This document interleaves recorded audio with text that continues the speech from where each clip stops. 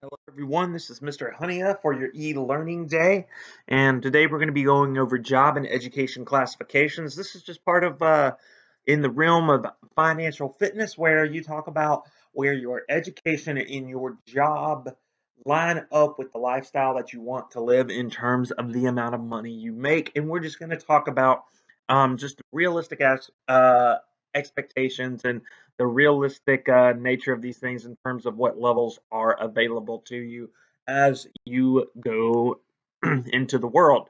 Let's go ahead and get started. So today we're going to be looking at job classifications, types of education, and then just going to talk briefly about skills and skill sets.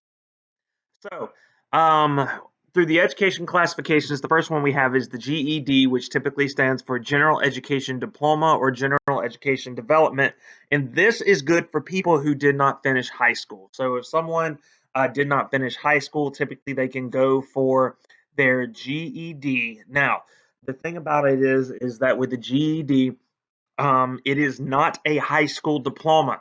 So, if you are looking to get into a college or if you are looking to go into a job that specifically says must have a high school diploma, a GED will not take place, or correction, will not be a good substitute unless it allows for that to be. So, for example, if a job calls for a high school diploma or GED, obviously that would work. But if it specifically states that you need a high school diploma, a GED will not cut it.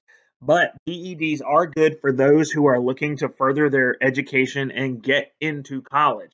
A lot of people will think that they cannot go to college unless they pass high school, and in some cases, people go and they get their GED later on in life, and then they pursue like maybe a 2 year university or something, or correction, a 2 year college or associate's degree to start getting back to that. So so it's not the end all be all. There are certain and many different reasons why people end up not completing high school, and it's not because it's not always from the instance that they're lazy or something.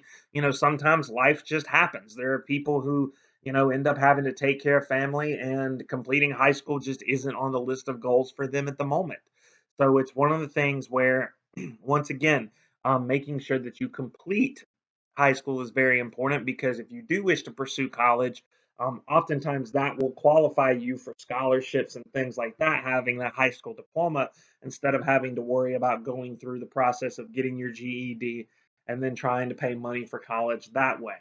So it's just something to think about, that, if you have family, if you have friends, or, as you get older, and you may have ones of your own that, end up going in and they end up dropping out or whatever, or they end up not finishing high school, this can be an option for them to continue their education. So next we have the high school education track. Now, a lot of people ask, why do I mention these two things? And it all goes back to this idea that financial fitness is expanding upon a life skill of managing finances and understanding the options available to you, as well as the options available to other people that are around you. It's more than just you. It is your your families, and eventually you guys will hopefully have families, so you will have people that you interact with and people that you care about, and you want to make sure that you're able to talk to them about options.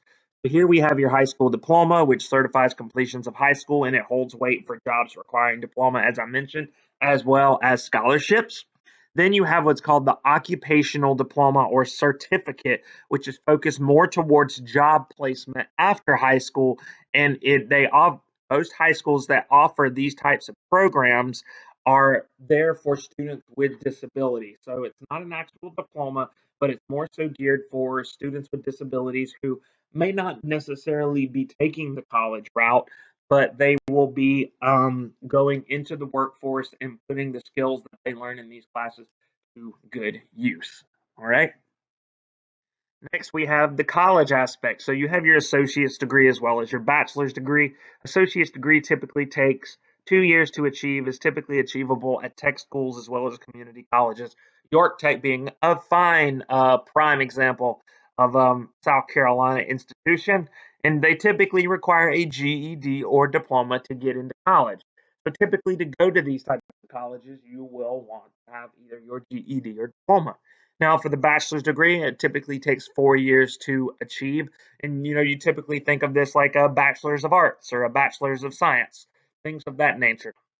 And they typically require a diploma to get into these colleges. Now, oftentimes you can go and you can get a 2-year degree and then transfer over into a 4-year institution. But if you're wanting to hit the 4-year institution right out the gate, typically requires a diploma to get into.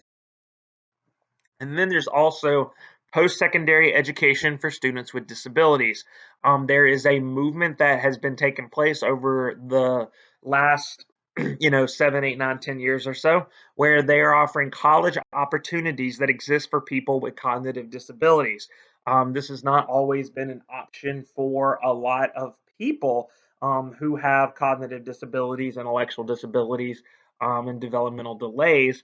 But rather than going and earning a college degree, they can earn a post secondary education certificate, which once again gears them towards training for employment while still giving them the college experience of moving away from home, getting the experience of being social and growing as a person rather than just being stuck in the parents' house or stuck in a home or something like that. They're getting out and being independent and, showing that people with disabilities are capable of, being very strong contributors to our society. And we have college programs that gear them towards that. So continuing along with college, we also have the master's degree and the doctoral degree or doctorate. Typically, master's degree happens 2 years after bachelor's degree, and typically it requires what's called a thesis or a competency exam. And you can earn several different types of masters. You can earn a master's in business administration, a master's of social work, or a master's of education. But a thesis is where you basically take an argument and you defend it, using information that you have found and research that you have done.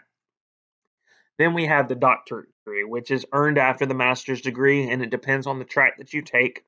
Conduct. I forgot to include the word, but typically a doctorate degree requires you to conduct research. However, it's not always the case. It's not always the case. In some cases, you do have doctorate degrees that, for example, do not always require one to conduct research. But typically, you earn what's called a PhD, which is a doctor of philosophy. And typically, this does require a dissertation, which is basically a book that one writes defending all of their research that they have done. And overall, the idea of being a doctor is someone who has contributed research to the field. So if you think about the people around Northwestern that have doctor in front of their names, Dr. Sparks, Dr. Venables, Dr. Williams, Dr. Cardinale, these are all individuals who have basically wrote a book about certain types of research that they have done in the educational field and contributed to the educational field. So, continuing along now, we're looking at job classifications. So, there are typically three, and we're going to look at this from the lens of a job at McDonald's, but job classifications are entry level. They are reserved for recent graduates of high school or college, typically do not need any experience, but for real, oftentimes they always ask for 1 to 5 years experience. I don't understand. It's a really dumb revolving door. They talk about how in order to get a job, you need to have 3 to 5 years experience, but in order to get 3 to 5 years experience, you need a job.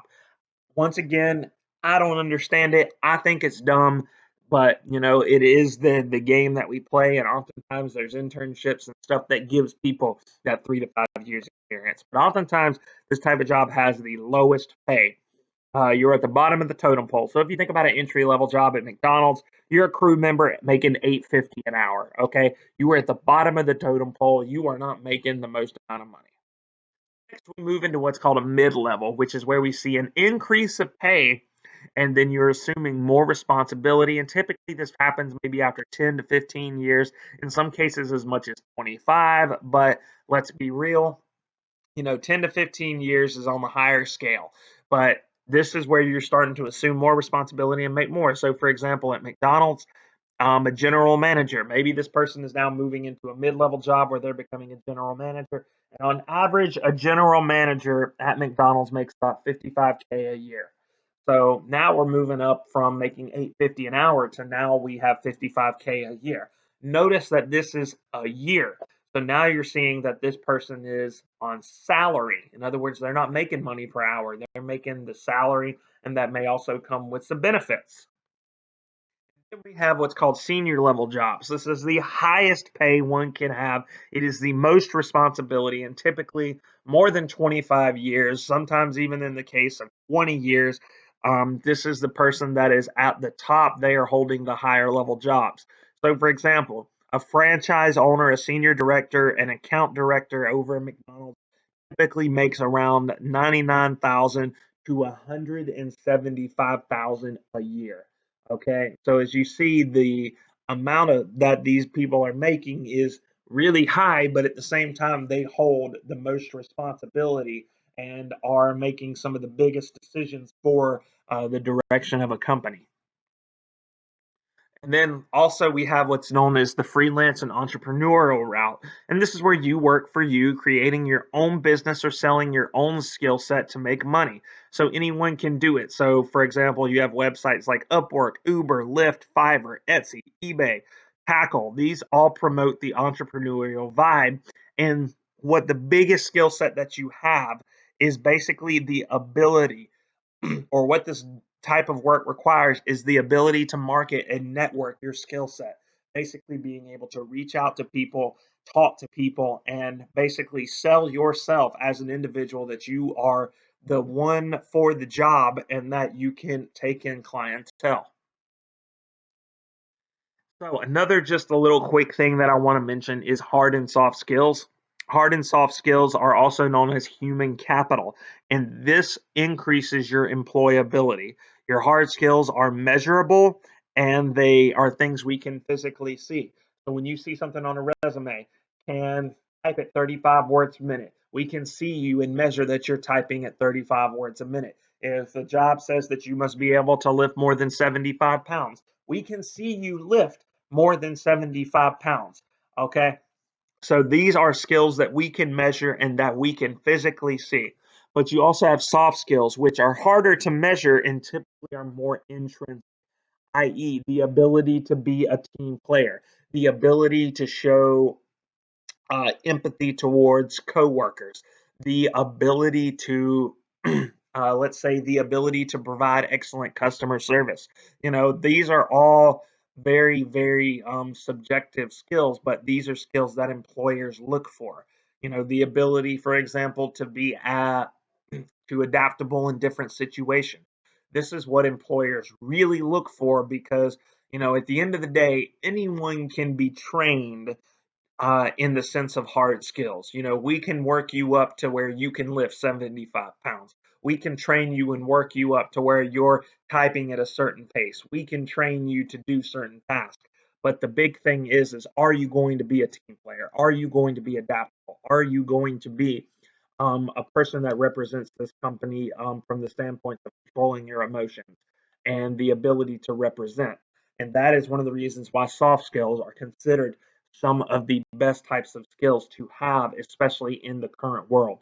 That's what separates you and someone who is going to be a great employee from someone who is just kind of like your average employee and just kind of knows and goes through the motion. That's going to conclude your notes for the day. So you have your assignment. This is a very easy assignment. It's called the odd job. So you are an employer looking to hire someone to help with an issue. It can be any issue. I don't care what the issue is as long as it's appropriate. You need someone to cut your grass. You need someone to do your homework. You need someone to break up with your girlfriend for you, whatever that issue is. So you must create a help wanted sign for this odd job, and it must include the following. You must include the job description. So, what are your job responsibilities? What is the pay? So, is there a certain dollar amount, or do they get the intrinsic value? In some cases, people do jobs for the experience. They do jobs because they want to feel good inside. And some people do it because they don't work for free and they want to have the money. And then another one is, what are the education, knowledge, and skills required? So you need to have that listed there.